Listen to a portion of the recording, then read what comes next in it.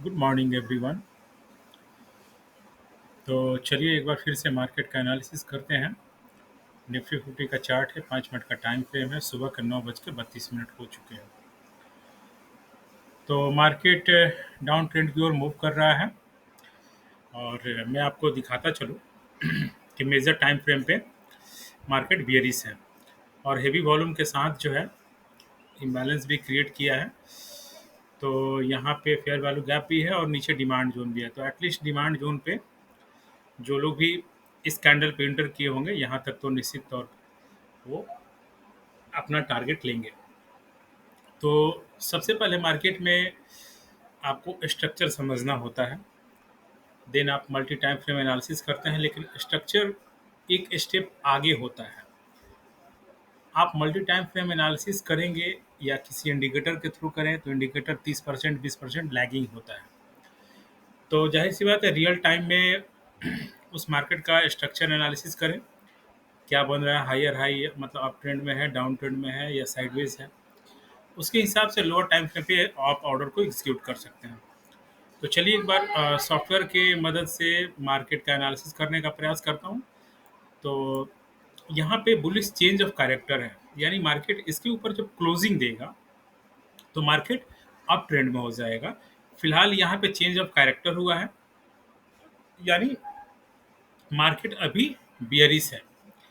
और यहाँ पे आप देख रहे हैं, मैं थोड़ा जूम करने का प्रयास करूँ कि यहाँ पे आईडीएमटी है, यानी बोले तो इंड्यूसमेंट है। यहाँ पे इंड्यूसमेंट का लेवल है, यानी मार्केट जब नीचे जाएगा तो ऊपर की ओर जो है थोड़ा सा वो पुल बैक की दिखाता है और सारे लोगों को लगता है कि मार्केट अब यहाँ से रिवर्स होगा।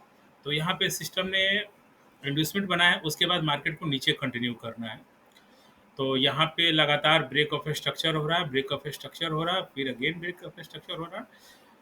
तो इस डिमांड जोन तक अभी वेट करते हैं और जाहिर सी बात है जो इंटर किए होंगे निश्चित तौर पे इस डिमांड जोन इस प्राइस पे कम से कम 25,051 पे वो अपना पहला जो है टारगेट के रूप में देख सकते हैं। दूसरी बात,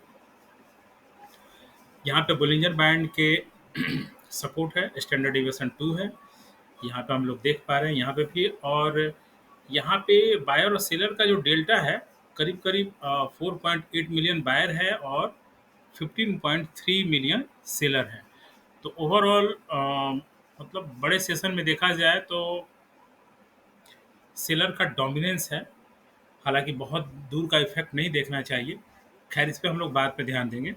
और प्रीवियस डे के कैंडल जो है, अभी रिसेंट कैंडल जो है डेली का 4 घंटे का और 1 घंटे का अपने नीचे क्लोज रहा, यानी हर तरीके से मार्केट जो है नीचे जाएगा और एटलीस्ट इस डिमांड जोन तक सबसे पहले जो है हम लोग यहाँ पे टारगेट की ओर ध्यान देंगे।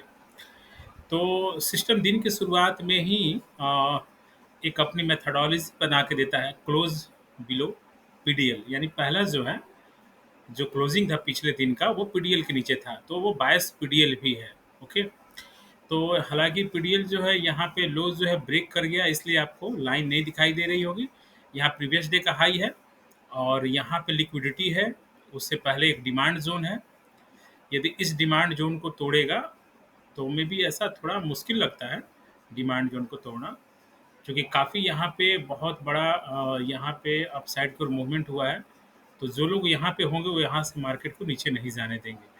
तो एटलीस्ट जो है इस डिमांड जोन तक मार्केट आएगा और यहीं पे सस्टेन करेगा। यदि उसको ऊपर जाना है तो निश्चित तौर पे इस फेयर वैल्यू गैप को उसके या यहाँ पे जो मीन है 25,115 के ऊपर उसको क्लोजिंग देना पड़ेगा। तो टारगेट इस सप्लाई जोन तक हम रख सकते हैं। तो चलिए उम्मीद करते हैं कि मार्केट जो है अभी डिमांड जोन तक नीचे आना बाकी है, निश्चित तौर पे आएगा।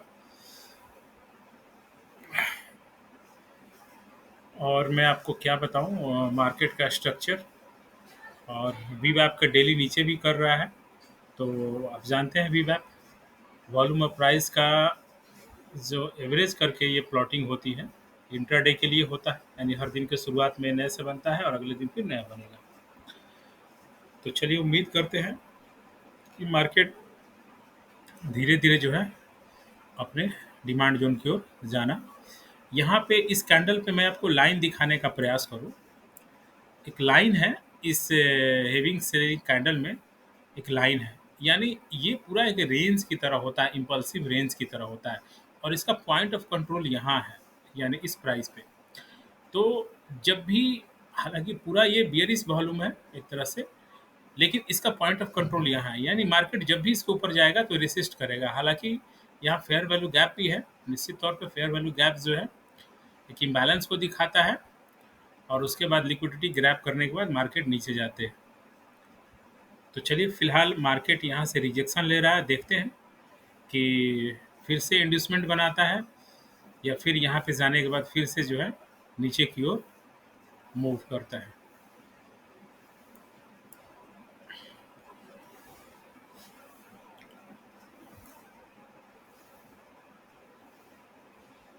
यहाँ पे हम लोग देखने का प्रयास करें तो यहाँ पे सॉरी, ये मेरी गलती है, हम लोगों ने चार्ट को पूरा नहीं देखा। यहाँ एक फेयर वैल्यू गैप है, इसलिए मार्केट रिजेक्शन ले रहा है। मैं आपको दिखाने का प्रयास करूँ, यहाँ एक फेयर वैल्यू गैप है और जो फेयर वैल्यू गैप है वो अभी मिटिगेट नहीं है और डिमांड जोन के ऊपर है, यानी मार्केट यहाँ से रिवर्स होगा। और सिस्टम ने एक और कंफर्मेशन दिया है, यहाँ पे फेयर वैल्यू गैप है तो जाहिर सी बात है इसकी लिक्विडिटी सिस्टम ने, यहाँ पे मैं आपको दिखाऊं, एक और कंफर्मेशन दिया है, यानी मार्केट आरएसआई जो है ओवर जो है सोल्ड में जाने के बाद यहाँ से 30 के बाद जो है ऊपर बढ़ने का प्रयास कर रहा है, यानी मार्केट अभी भी नीचे अपने जो है ओवर सोल्ड जोन में है। तो चलिए उम्मीद करते हैं कि लिक्विडिटी इसकी ग्रैब हो जाएगी और मार्केट इस डिमांड जोन को तोड़ नहीं पाएगा, सम अबाउट यहाँ पे आके सस्टेन कर देगा 25,041 के आसपास। तो उम्मीद करते हैं कि मार्केट ऐसा ही बिहेव होगा और मेरे सॉफ्टवेयर के ज़रिए मुझे जो अनुमान लग रहा है, प्रोबेबिलिटी है कि ये होने की संभावना है। तो चलिए एक बार फिर से फ़िलहाल के लिए अभी तक के लिए धन्यवाद। आने वाले दिनों में मैं सोमवार से लाइव सेशन आया करूँगा।